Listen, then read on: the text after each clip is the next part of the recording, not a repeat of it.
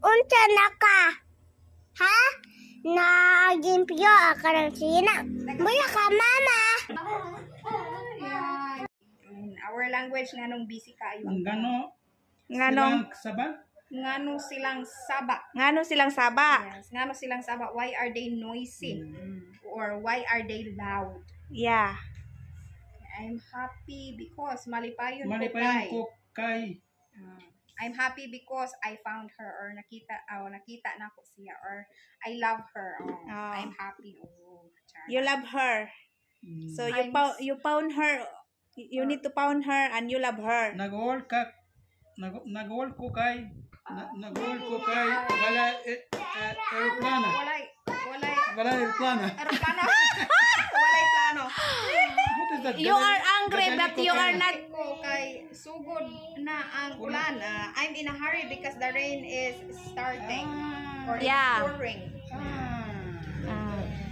I'm in a hurry because the rain is pouring down or starting to rain. Yeah. Or the rain is coming. You need to back and back so that you can say no. You need to again. You need to read again so that you can know. I remember that. Kinsa pagkakitabo? Kinsa nimo paghimo. Kinsa nimo pagsulti.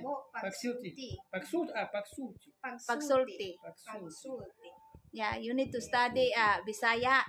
Kinsa pagkakitabo? Yeah. Kinsa nimo paghimo. Kinsa nimo Third. pagsulti. Very good. Kinsa nimo pag-ato dito. Very good. Kinsa nimo pagdawat.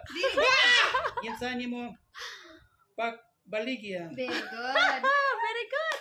Ikaw mate, ikaw pag-practice. Gano kang malipuyon, gano kang malipayon, gano kang magol. Gadali, mayong hapon sa tanan. Mayong hapon sa tanan. Mayong buntag sa tanan. Mayong Buntag. gabi sa tanan. May gabi. Mayong to sa tanan. Gano silang saba. Ngano silang saba. Why are they noisy? Malipuyon ko kay mukawon or saging. Malipay ko ng kalday. Malipayon ka kay mukaon kang saging. Oh my gulay. Nagawal ko kay wala aeroplano. Wala aeroplano. Nagol ko kay wala kay babaye. Dapat dili wala aeroplano, wala babaye. Ha?